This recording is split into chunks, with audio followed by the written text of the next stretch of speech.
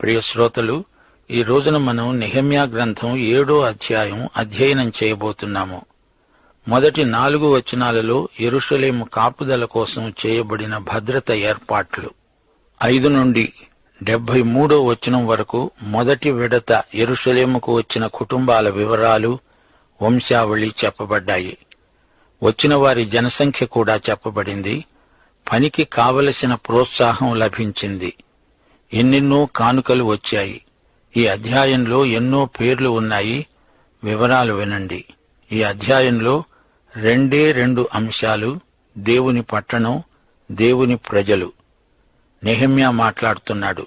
నేను ప్రాకారాన్ని కట్టి తలుపులు నిలిపి ద్వారపాలకులను, గాయకులను, లేవీయులను నియమించిన పిమ్మట నా సహోదరుడైన హనానీకి, కోటకు అధిపతి అయిన హనన్యాకు యెరూషలేము పైన అధికారమిచ్చాను. హనన్యా నమ్మకమైన మనుష్యుడు, అందరికంటే ఎక్కువగా దేవుని ఎడల భయభక్తులు గలవాడు. అప్పుడు నేను ప్రకటించాను, బాగా పొద్దెక్కే వరకు యెరూషలేము యొక్క గుమ్మముల తలుపులు తీయకూడదు. జనులు దగ్గర నిలవబడి ఉండగా తలుపులు వేసి అడ్డగడియలు వాటికి వేయాలి. యెరూషలేము కాపురస్తులందరూ తమ తమ కావలి వంతులను బట్టి తమ ఇండ్లకు ఎదురుగా కాచుకోవడానికి కావలి నియమించాలి. ద్వారపాలకులు ఎంతో అవసరం. వీరు పట్టణానికి గొప్ప కాపుదల. పని అయిపోయాక దాన్ని కాపాడవలసిన అవసరం ఎంతో ఉంది గదా. 2 యోహాను 8వ వచనం, మేము మీ మధ్యను నెరవేర్చిన కార్యములను చెడగొట్టుకొనక మీరు పూర్ణ ఫలము పొందునట్లు జాగ్రత్తగా చూసుకోండి. ధైర్య సాహసాలు, నిజాయితీ, యథార్థత గల నాయకులు ఈ రోజున సంఘాలకు కావాలి. యుద్ధం జరుగుతోంది.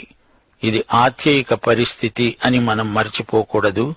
ఇప్పుడు దేవుని ప్రజల జాబితా వినండి. విశ్వాసంలో, సహవాసంలో పవిత్రతను పరిరక్షించాలంటే మిశ్రమ జనాంగాన్ని వేరిపారేయాలి. దానికి ఈ జాబితా ఎంతో తోడ్పడుతుంది. నెహెమ్యాకు ఈ పేర్లు ఎంతో సహాయపడతాయి. ఎవరు నిజమైన పౌరులో, ఎవరు దొంగచాటుగా వచ్చి ఇందులో ప్రవేశించారో నెహెమ్యాకు తెలియాలి గదా. పేర్లు పేర్లు పేర్లు, వీటిని ఉచ్చరించడం కూడా కష్టమే. ఈ పేర్ల ఉచ్చారణ ఒక్కొక్క చోట ఒకలాగా ఉండడం విశేషం. శత్రువు యెరూషలేము పట్టణాన్ని నాశనం చేయడానికి పూనుకుంటున్న నేపథ్యంలో నెహెమ్యా పట్టణ సంక్షేమానికి కావలసిన బందోబస్తు చేశాడు. పట్టణ పారిశుధ్యం ఎంతో ముఖ్యం.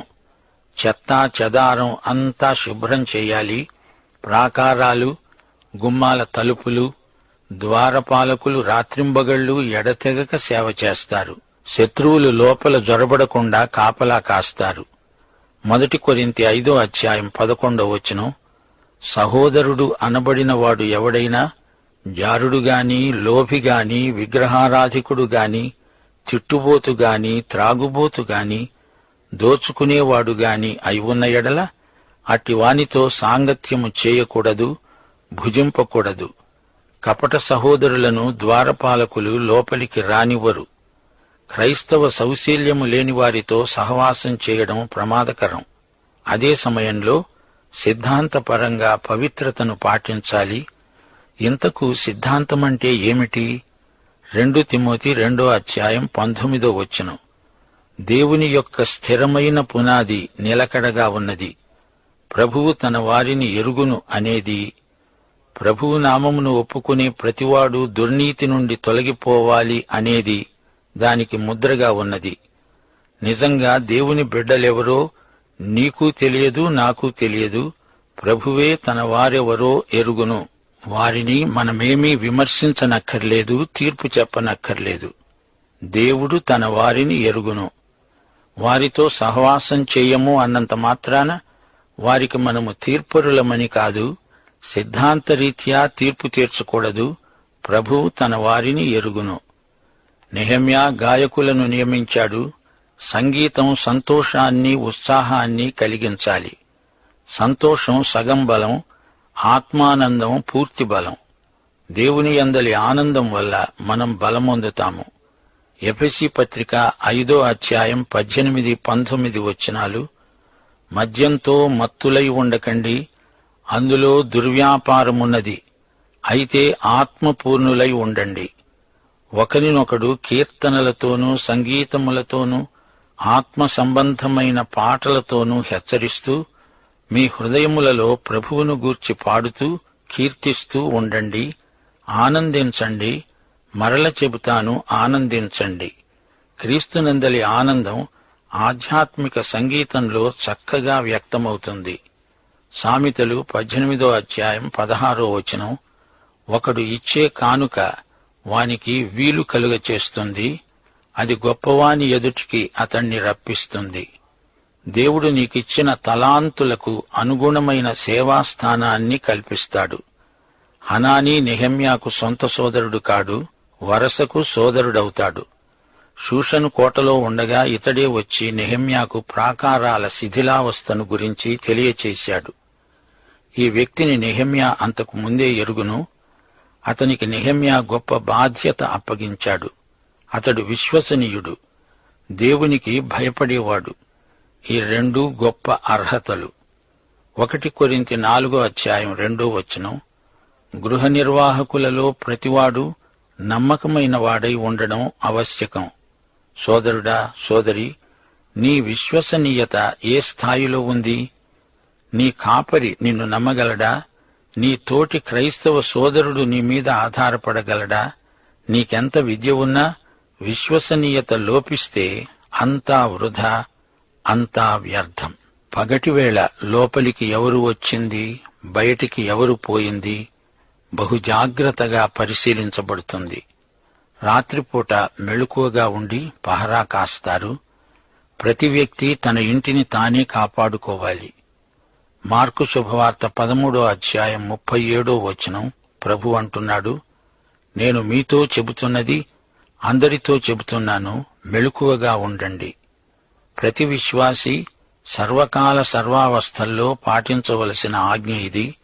మెళుకువగా ఉండండి, జాగ్రత్త. అప్పటిలో ఆ పట్టణము మిగుల విశాలంగా పెద్దదిగా ఉంది. దానిలో జనులు కొద్దిగా ఉన్నారు. ఇండ్లు ఇక కట్టబడలేదు. పనిముట్టు ఒక చేతిలో, ఖడ్గం మరో చేతిలో వారు ఈ విధంగానే ప్రాకారాలు నిర్మించారు. తమ స్వంత గృహాలు కూడా అలాగే నిర్మించారు. పని చెయ్యాలి. మన పనిలోకి ప్రార్థన ప్రవేశించాలి. వాక్య ఖడ్గంతో శత్రువును ఎదుర్కొనాలి. ఇక ఈ అధ్యాయమంతా వంశావళి, గోత్రాలు, వారి పేర్లు. ఇదొక పెద్ద జాబితా. జనసంఖ్య సేకరించేటట్లు దేవుడు నా హృదయములో తలంపు పుట్టించగా ప్రధానులను, అధికారులను, జనులను నేను సమకూర్చాను. అందులో ముందు వచ్చిన వారిని గూర్చిన వంశావళి గ్రంథము నాకు కనపడింది. అందులో రాయబడిన వంశావళులు ఇవి: జెరుబ్బాబెలు, యెషూవ, నెహెమ్యా, అజర్యా, రయమ్యా, నహమాని, మొర్దెకై, బిల్షాను, మిస్పరేతు, బిగ్వయి, నెహూము, బయనా. వీరితో కూడా బాబెలు రాజైన నెబుకద్నెజరు చేత చెరలోనికి కొనిపోబడి తిరిగి యెరూషలేమునకు, యూదాదేశమునకు, తమ తమ పట్టణాలకు వచ్చిన వారు వీరే. ఇశ్రాయేలీయుల యొక్క జనసంఖ్య ఇదే. ఎజ్రా 2వ అధ్యాయంలో ఈ పెద్ద పేర్ల జాబితా ఒకసారి ఇంతకు ముందే విన్నాము. ప్రియ శ్రోతలు, దేవుడు ఎందుకు తన వాక్యంలో ఈ విధంగా ఎన్నో పేర్లు పదే పదే చెప్పించాడు? దీనికి కారణం లేకపోలేదు. కీర్తనలు 112 6వ వచనం, నీతిమంతులు నిత్యము జ్ఞాపకములో ఉంటారు. దేవుడంటున్నాడు, వీరందరినీ నేనెరుగుదును. వీరితో నీవు పరిచయం చేసుకో, వారి పేర్లు నీకు చెబుతున్నాను. దేవుడు ఎజ్రా గ్రంథంలోని జాబితాకు మరో ప్రతి రాయించి ఈ గ్రంథంలో కూడా పెట్టించాడు. దేవుడికి ఈ పేర్లు ఎంతో ఇష్టం. మనకేమో బోరు కొడుతుంది గదూ. దేవుని జ్ఞాపకాల గ్రంథంలో ఈ పేర్ల జాబితా 2-3 పుటలు. ఆదికాండం 49వ అధ్యాయంలో 12 గోత్రాలు పేర్కొనబడ్డాయి. 2 సమూయేలు 23వ అధ్యాయంలో దావీదు సైన్యములోని యోధుల పేర్లు చెప్పబడ్డాయి. మొదటి దినవృత్తాంతముల్లోని మొదటి కొన్ని అధ్యాయాలలో లెక్కలేనన్ని పేర్లు. నెహెమ్యా 3వ అధ్యాయంలో కూడా ఎన్నెన్నో పేర్లు. రోమా 16వ అధ్యాయంలోని పేర్లు ఎన్నో. ఇవన్నీ మనకు పేర్లుగానే ధ్వనిస్తున్నాయి గాని దేవుడు వీరిలో ప్రతి ఒక్కరినీ జ్ఞాపకముంచుకున్నాడు. వీరి పేర్లను గొర్రెపిల్ల జీవగ్రంథంలో రాసిపెట్టి ఉంచాడు. నెహెమ్యా 7వ అధ్యాయం 17వ వచనం. అజ్గాదు వంశస్థులు 2322 మంది. ఎవరి అజ్గాదు? ఏమిటి ఇతని కథ? ఇతడు బబులోను దేశానికి చెరగొని పోబడిన వ్యక్తి. 70 సంవత్సరాలకు పైగా ఇతని కుటుంబం వృద్ధి చెందుతూ వచ్చింది. 2322 మంది బలగం ఏర్పడ్డారు. వీరంతా అజ్గాదు వంశీకులే. వీరంతా అజ్గాదు వంశానికి చెందిన వ్యక్తులే. నీవు నిజంగా ఇశ్రాయేలీయుడివేనా అని ఎవరైనా ప్రశ్నిస్తే, నేను అజ్గారు వంశీకుణ్ణి అని సగర్వంగా చెప్పుకోవడానికి ఈ పెద్ద జాబితా వారికి ఎంతో ఉపకరిస్తుంది. నీవు దేవుని బిడ్డవా అని ఎవరైనా అడిగితే, అవును, నేను దేవుని బిడ్డనే అనుకుంటున్నాను అనో, అది నా నిరీక్షణ అనో అంటారా? అలా కాదు. నేను దేవుని బిడ్డను, దేవుని వాక్యంలో ఈ విధంగా రాసి ఉంది అని చెప్పాలి. 61వ వచనం.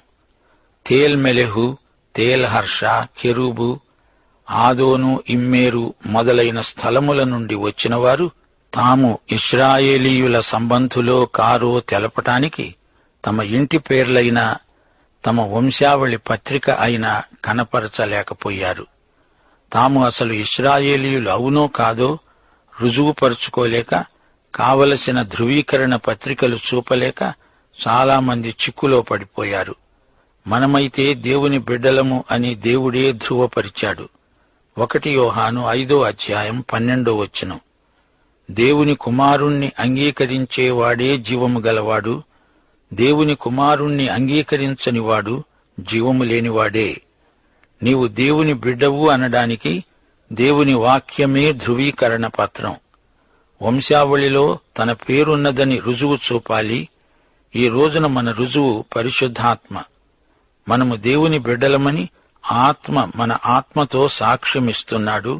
దేవునికి స్తోత్రం. 64వ వచనం. వీరి వంశావళులను బట్టి ఎంచబడిన వారిలో వారి పద్దు పుస్తకాన్ని వెదకగా అది కనపడలేదు.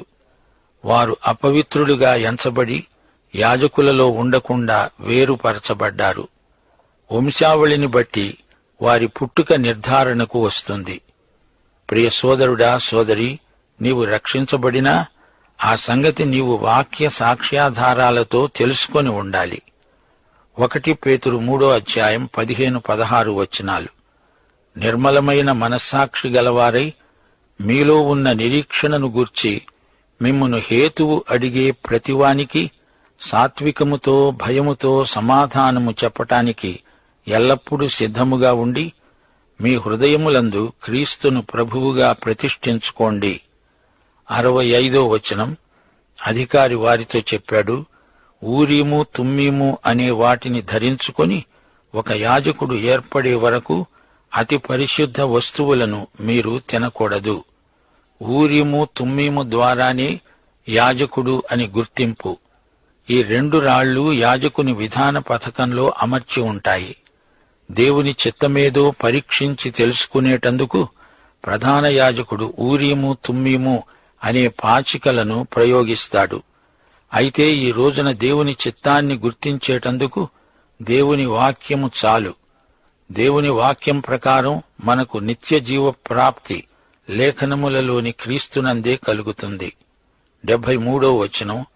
అప్పుడు యాజకులు, లేవీయులు, ద్వారపాలకులు, గాయకులు, జనులలో కొందరు, నెతానీయులు, ఇశ్రాయేలీయులంతా తమ పట్టణములందు నివాసము చేశారు. ఈ అధ్యాయంలో ఇది చివరి వచనం. ఇశ్రాయేలు పిల్లలంతా తిరిగి స్వదేశానికి వచ్చారు. నెహెమ్యా నాయకత్వంలో గొప్ప కార్యక్రమం ముగిసింది.